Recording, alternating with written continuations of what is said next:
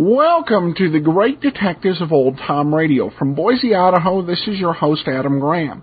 Got any comments? Email me, box13@greatdetectives.net. Cast your vote for the show on Podcast Alley at podcastalley.greatdetectives.net. And become a fan of the show on Facebook, facebook.greatdetectives.net. Well, we begin with an email from Wine Boss. What happened to the old winery Petri wines? We hear on the breaks during Sherlock Holmes. Are they still in business or do they operate under another name? Thanks. We listen at work and love the podcast. Keep up the great work. I did some research and I couldn't find out for sure. I'll invite anyone who's a wine history expert to share. What I could find on Petri is that in the 1950s it actually stopped manufacturing and growing wine. It sold its vineyards to a co-op of growers and just handled the marketing and branding of the side of the wine. I was also able to find that Petri did continue to have wine available until at least the mid-1980s. I came up with some old newspapers with Petri wine advertised specials. But the brand does seem to have disappeared. I found a Petri brandy, but that was from the state of Minnesota, not from San Francisco. The whys and whats of what happened I'm not privy to, which is somewhat surprising because you would think a merger or a wine label like that going under would be some news that you would pick up in like a Google News or New York Times search, but no luck. So I'm sure we'll learn more from our very well-informed listeners, but great question. Hopefully we get more answers. All right, well, before we do get started on today's show, I do want to remind you about Netflix. Netflix really is the home for Holmes. It's a place where you can be able to explore the wide variety of filmography of Sherlock Holmes with both instant watch and DVDs. You can watch the adventures of Sherlock Holmes with Rathbone and Bruce. You can enjoy the Jeremy Britt series, and you can also be able to get some of the more recent films. Just go to netflix.greatdetectives.net or go to greatdetectives.net, click on the Netflix banner. Well, let's go ahead and we're going to get into today's episode of Sherlock Holmes, and this one is called The Out-of-Date Murder. And we'll listen and then we'll come back. This episode from the life of Sherlock Holmes will be transmitted to our men and women overseas by shortwave and through the worldwide facilities of the Armed Forces Radio Service. Petri Wine brings you Basil Rathbone and Nigel Bruce in the new adventures of Sherlock Holmes.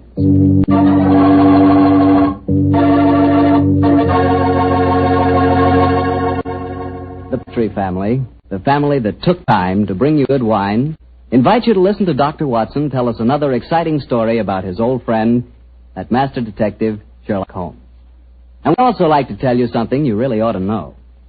The fact that the one sure way to make good food taste better is to try that good food together with a glass of good Petri wine. Did you ever try Petri wine with dinner?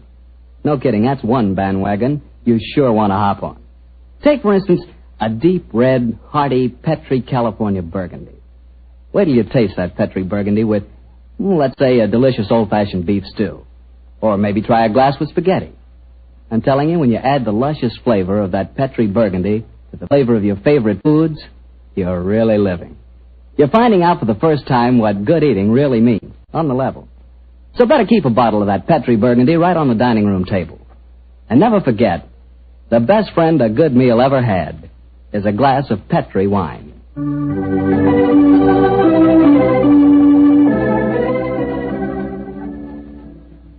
And now for our weekly visit with the good Dr. Watson. May I come in, Doctor? No, Mr. Bartell. You know me better than that. Of course, you can come in. I'm expecting you. I always look forward to these Monday evenings together, you know. Me too, Doctor. In fact, I always say this is the one doctor's appointment that never scares me. Oh, that's very nice of you, my boy. Draw up your chair and make yourself comfortable. Thanks. And what prescription do you have in mind for us tonight, Doctor? Well, now, let me see. Take one measure of subterranean peril, one of aristocratic lady in distress, a sprinkling of assorted villains, a corpse or two, and a little more than a dash of Sherlock Holmes and Dr. Watson. Take the mixture well, and you have the case of the out-of-date murder. Well, how did the adventure begin, Doctor? Exactly enough. It was in September of 1900. I remember that Holmes and I went to Eastbourne for a much-needed rest. First couple of days we spent in soothing idleness. On the morning of the third day, Holmes, a dash of colour back in his cheek and a hint of the old sparkle in his eye, suggested that we should go and call on his good friend Evan Whitnell, curator of a nearby museum. And so, just after lunch on that September day, found the two of us talking to Professor Evan Whitnell in his private office at the museum. It only seems yesterday. Holmes... Professor Whitnell, your recent discoveries in this part of England have made you world famous instead of just nationally famous. My congratulations. Professor, I do wish you'd tell me about your discoveries. Well, with pleasure, Dr. Watson. Less than 2 months ago, I was excavating on the downlands in this neighborhood when I was fortunate enough to discover a number of underground caves saturated with a heavy deposit of lime that gave clear evidence of having the property of rapidly mummifying any flesh, human or animal, deposited in them. Good gracious me, that's interesting. And what treasures have you unearthed, Professor? Well, a number of mummified specimens of animals clearly belonging to bygone eras. My prize specimen is the body of a large wolfhound. The inscription on its collar identified the animal as having belonged to some local squire in the year 1748. Amazing. I didn't know that limestone had such qualities of preservation. Come in. Yes, Alan? What is it? Lady Clavering, Professor.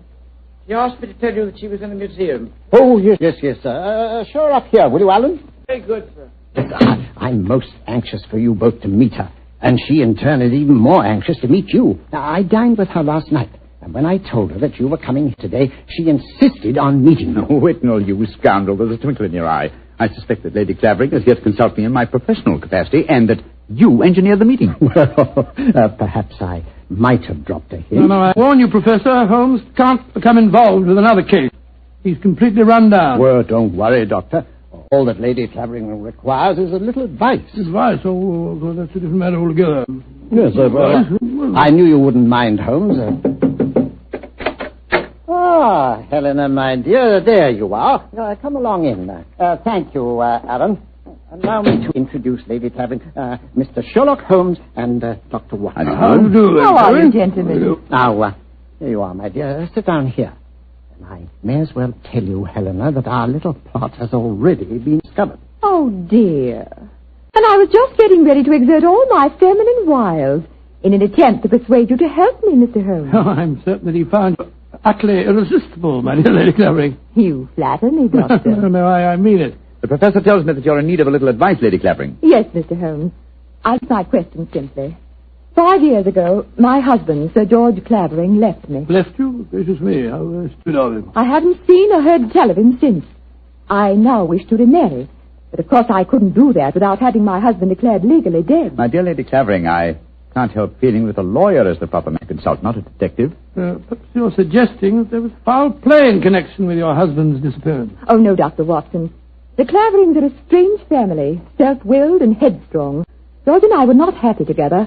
I think he disappeared deliberately. You reported his disappearance to the police, of course. Oh, yes, Mr. Holmes. But they've never been able to trace him. This kind of thing has happened in the family before, Holmes.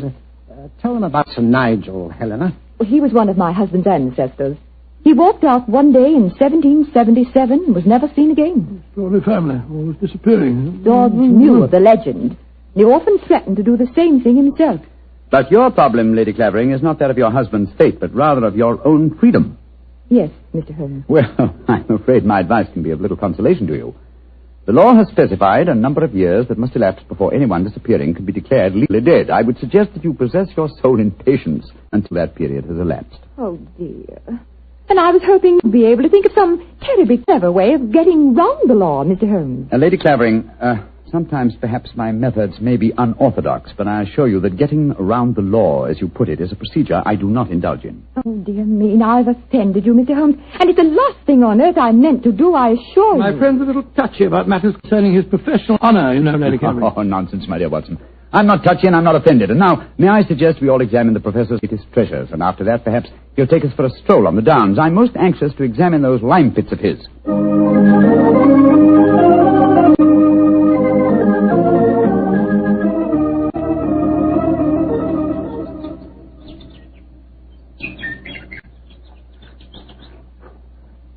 The lime pits are about a mile from here. It's a nice walk across the cliff tops. Well, I'm sorry Lady Clavering didn't want to come with us. She's a charming woman, even though she did rub you up the wrong way. A beautiful woman, Watson, but I must confess her charm eludes me.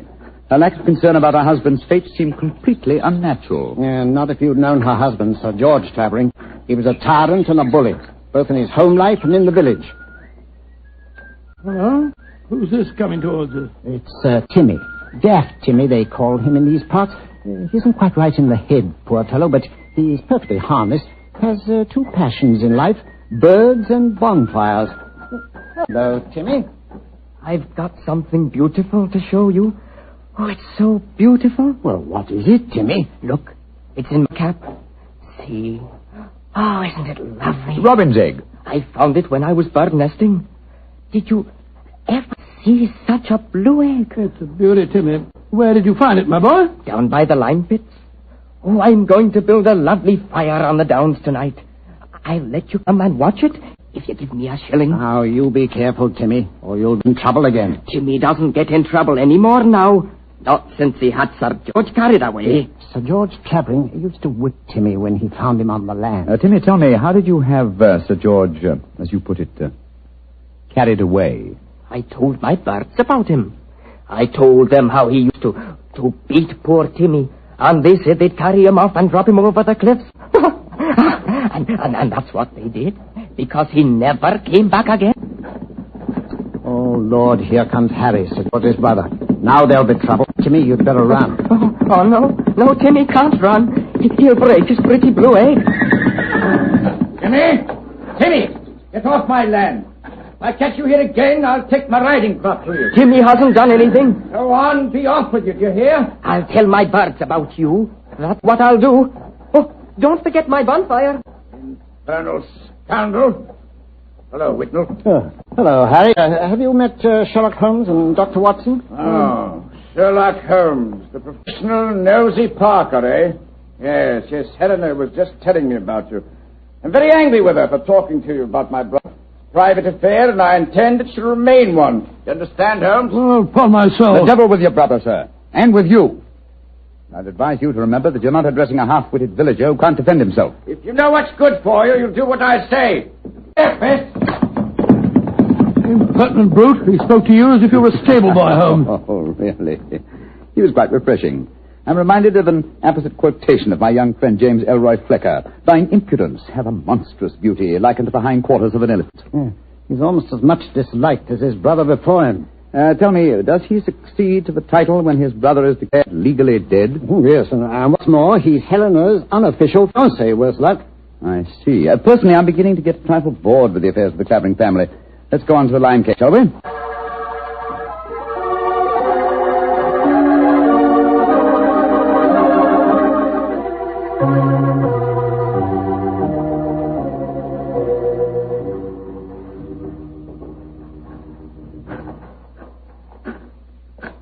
These caves are amazing. We must be 50 feet below the level of the ground, aren't we, Whitnell? Well, more than that, I should say. Rock formation is most unusual, a series of caves connected by a veritable honeycomb of tunneling. Yes. I think I'll light the lantern now. It's very dark in here, and I haven't explored this particular cave before. Yes, I've had a wall cave in on me a couple of times, so you'd better watch where you're walking. There. Now we can see better. Let's go deeper, shall we? But do watch your step. It's eerie down here, isn't it? Hello. Well, what's this in the crevice here? Looks like a mummified bird of some kind. It is a beautiful specimen. Judging by its markings, a black streak here and bars of white metal, I'd say it was a peregrine. That's exactly what it is, a falcon. dating back a couple of 100 years, I should say, and in a perfect state of preservation. Oh, this is a treasure. Come on, let's explore deeper. There's another cave over here. If you'll hold the lantern up a little, I'll... Oh, I say.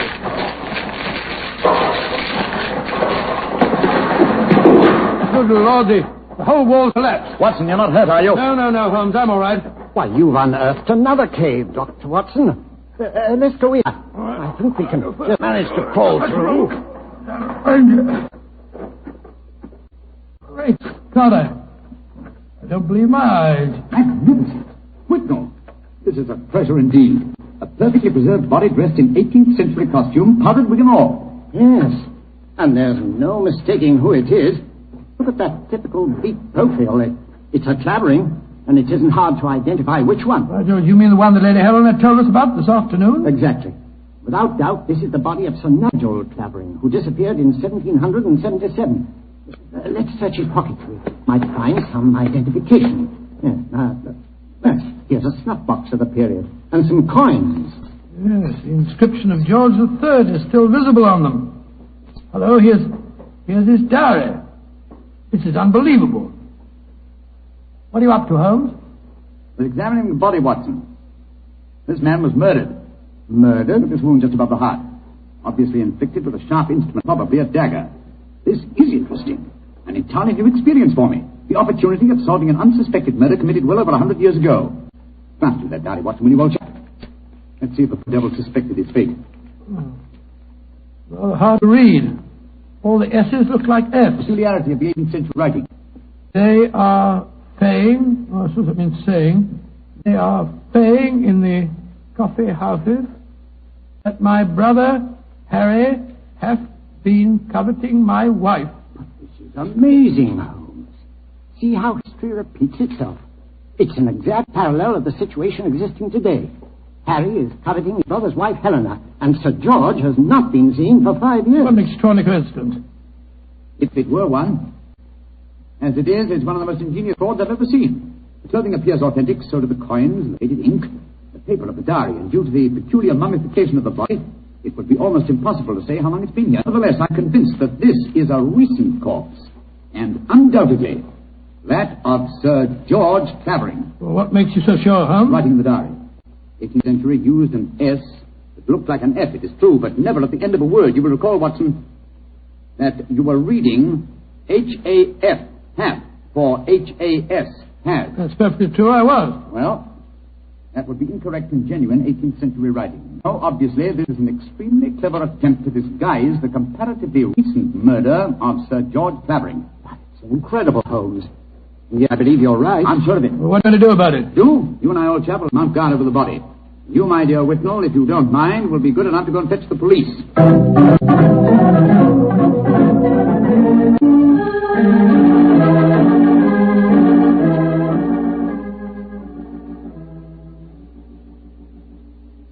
Holmes, Yes, old chap? what do you suppose is keeping the police? Whitnall must have gone over an hour, and the lantern with him. Here we are, crouching in the dark in a smelly cave, 50 feet under the cliffs, with a mummified corpse. Very true, Watson, but I don't. Uh-huh. Here comes the lantern. It must be Whitnall and the police. Whitnall! That you, Whitnall?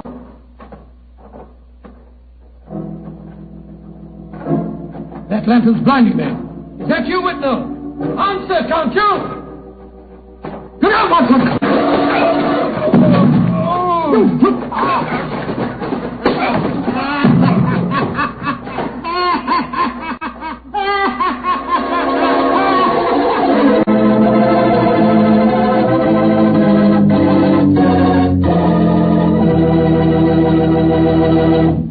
Dr. Watson's story will continue in just a second. And I'm going to take that second to ask you what you think of when I say good food. When you say good food to me, I can see myself really going down on a piece of fried chicken, but really fried. You know, crisp and sort of a light brown. And when I see that chicken, I sure want to see some Petri, California Sauterne. Because, believe me, Petri Sauterne is a white wine that's the wine for chicken. That Petri Sauterne has a delicate kind of flavor. Delicate like its pale gold color. But what a flavor, and what a wine. If you want a swell white wine, You certainly want Petri so turned. Try it and see.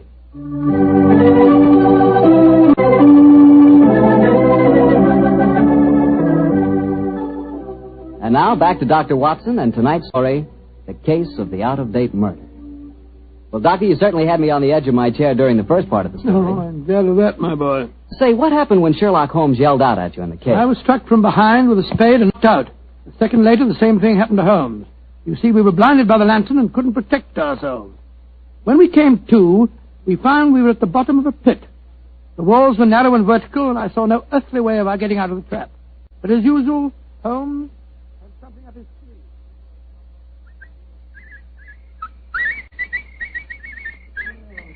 Oh, my head's throbbing. Never mind that for the moment, old chap.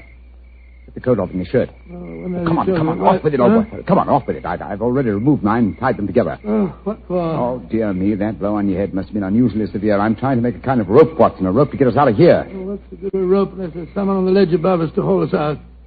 I still think you're performing the Indian rope trick. My dear Watson, this is no time for your rather heavy-handed humor. Why do you keep whistling like that? You've been doing it for the past 20 minutes. I'm whistling for help. Well, why not shout? Whistle carries further. Oh, dear. Who's going to hear that? That Timmy, I hope.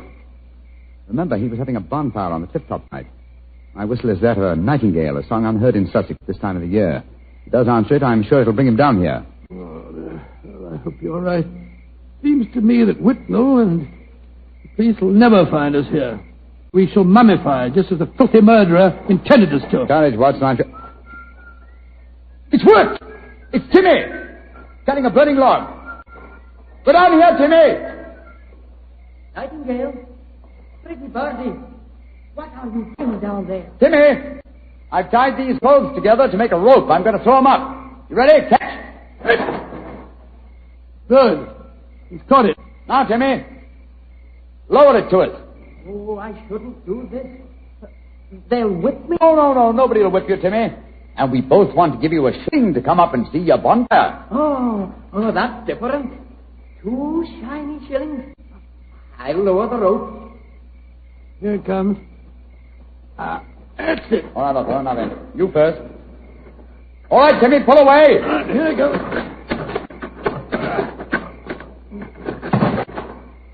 Splendid. I'm up, Holmes. Now lower it for you. All right. I've got it. Look out now. Here I come.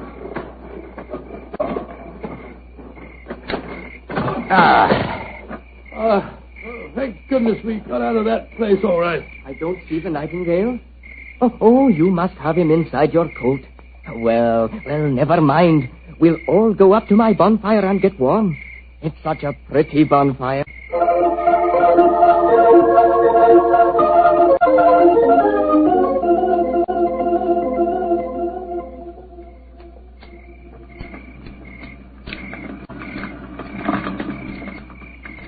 Did you ever see a finer bonfire? Never, Timmy. It's lovely. It's the most comforting sight I've seen for the last couple of hours. Oh, just one thing's bad, though. Somebody tried to burn a book in my lovely fire. It must have been when I was off getting more wood. I found it when I came back, and I pulled it out of the fire and stamped on it. See, here it is. Let's have a look. Hello, it's the diary that we found on the body in the lime pit. Precisely, Watson. Now I begin to see daylight. People shouldn't burn books. Books are nice. Books are like birds and bonfires. Well, they're nice to be near. Oh, your nightingale must be cold. I'll get some more twigs burned. Well, now that fellow's gone away for a moment, I can see why we were attacked tonight. The murderer knew that we were going to the caves. He was afraid that his devilish plot wouldn't stand up under your scrutiny. So he watched us. When we discovered the body and sent Whitnell off for the police, he knew that he'd got to get rid of us. And who do you think that somebody is, old fellow? Well, that's easy. There's only one person strong enough to have knocked us both out and shifted our bodies. The dead Sir George's brother, Harry Clavering. I think not, old fellow. Didn't you observe as we entered the caves that pickaxes and wheelbarrows were much in evidence? Yes, that's right. They were, of course. Strength was not required under the circumstances. We were extremely vulnerable in the darkness. Any man with a modicum of cunning could have disposed of us, or any woman, for that. Good Lord, You're not suggesting that... Watson! Oh, no! Why, thank heaven you're safe. I've had the police with me for the last hour, but we couldn't find you. You went where I left you. True. Whitnell, I want you and the police to take me to Lady Clavering's house at once. After that, I wish to lodge information and make a charge of assault and possibly a charge of murder.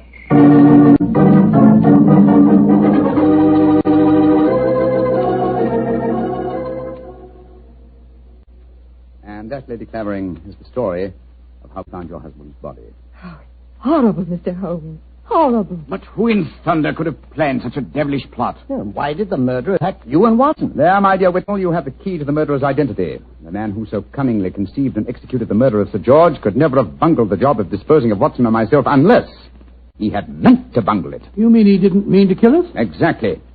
He merely wished us out of the way while the incriminating evidence was removed. You mean the diary? Of course I do. You will recall we found it partially burnt in Timmy's bonfire. That was Timmy who... No, my dear fellow. Surely it's obvious. One person and only one. Knew that the diary was the key to the murderer's identity. The man who was present when we discovered it and detected the fraud. Great Scott, Professor Whitnell. Whitnell, you murdered my brother. Evan, you... Oh, no. I did it because I love you, Helena.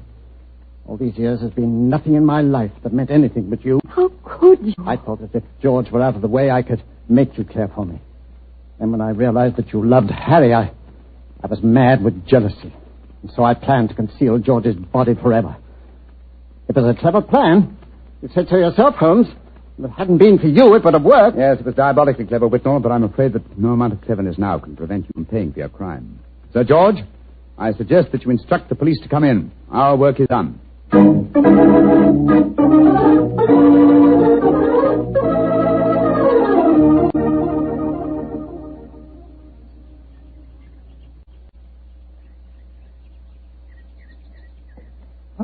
Holmes, look there on the point.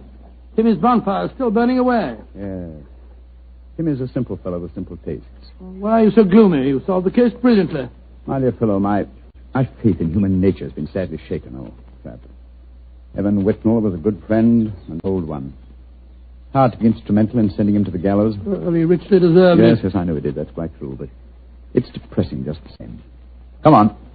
Let's continue our walk home across the downs. That's Harry offering you a fee. Did you take it? No, I didn't, but I did accept his offer of an acre of land on the downs over there near the Abbey ruins. You can see them silhouetted against the sky. An acre of land? What on earth would you do with that? Well, when I retire, and I shall retire soon, I've often thought of bee farming. This would be a heavenly spot for such a venture. Oh, I can't imagine you as a beekeeper. Oh, why not? After a life spent unraveling the tangled affairs of human beings, it would be soothing in the twilight of one's days to study the exact and predictable behavior of bees. Singing masons, building roofs of gold. Oh, well. One day, perhaps. Perhaps. One day.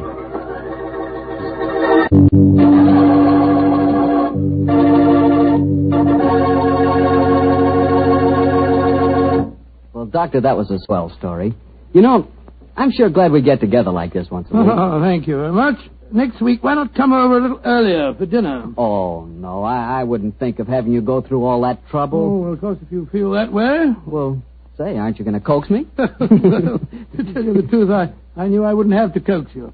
Mr. Bartell, I was just going to show you the 2 thick steaks that I've got frozen in my refrigerator. Oh, no. Oh, yes. I'll also put aside a bottle of Petri Burgundy. Well, in which case, I'll bring along a very hearty appetite. If you pick the steak, I know it's good, and when it's Petri wine, you know that's got to be good, too.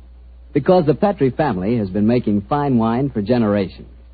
They've owned and operated the Petri business ever since its inception, way back in the 1800s. During all that time, they've sure learned plenty about the fine art of turning luscious grapes into clear, fragrant, delicious wine. And they've been able to take this experience and hand it on down from father to son, from father to son. That's why, when you want wine for any occasion, you can't go wrong with a Petri wine. Because Petri took time to bring you good wine. Now, Dr. Watson, what story do you have lined up for us next week? Well, now, let me see. Next week, Mr. Bartell, I'm going to tell you an adventure that occurred to Holmes and me in the shadowy depths of the Limehouse district in London. It's a strange tale of death and terror.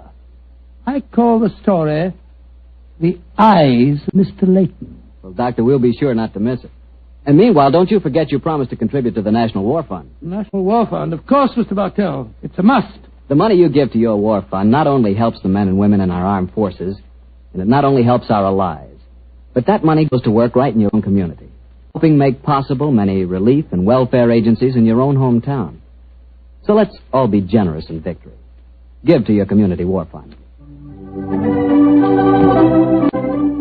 Tonight's Sherlock Holmes adventure is written by Dennis Green and Anthony Boucher and is based on an incident in the Sir Arthur Conan Doyle story, The Adventure of Wisteria Lodge. Mr. Rathbone appears through the courtesy of Metro-Goldwyn-Mayer, and Mr. Bruce through the courtesy of Universal Pictures, where they are now starring in the Sherlock Holmes series.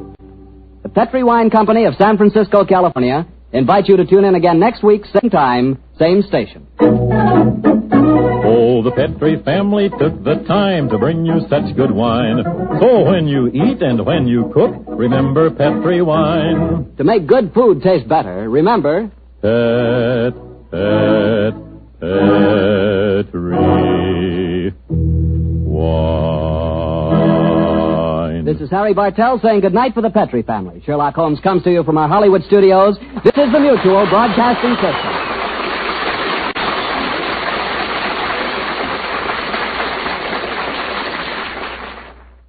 Welcome back. A good, exciting case for Holmes. You do kind of see how even Sherlock Holmes productions were being influenced by the hard-boiled detective. Rathbone at the end was as close to a world-weary shamus as you'll see a Sherlock Holmes actor be.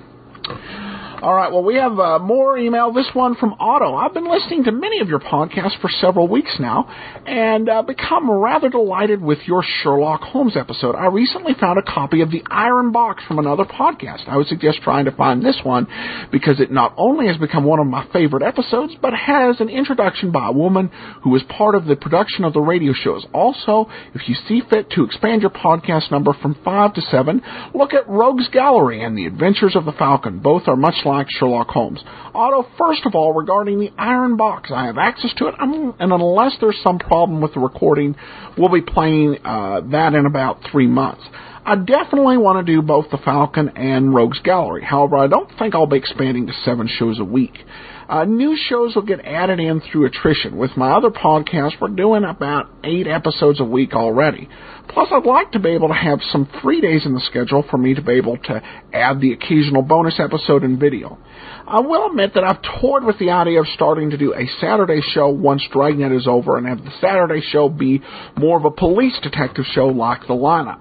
But that's still in the just thinking about it stage because I've got nearly 3 years left on Dragnet. Finally, an email from Denise. I just listened to an older episode of Johnny Dollar and heard that your picture can be found. I went to greatdetectives.net and didn't see one. Can you tell me where to find it? Denise, thanks for the email. If you look at the top of the page, there are several tabs, and it's actually at the bottom of the About page at greatdetectives.net. All right, well, that will wrap up this week's show. Join us tomorrow for Johnny Dollar, and next week we'll be back with another episode of Sherlock Holmes. As always, box 13 at greatdetectives.net is where you can email me. Cast your vote on Podcast Alley, podcastalley.greatdetectives.net, and follow the show on Twitter at Radio Detectives. From Boise, Idaho, this is your host, Adam Graham, signing off.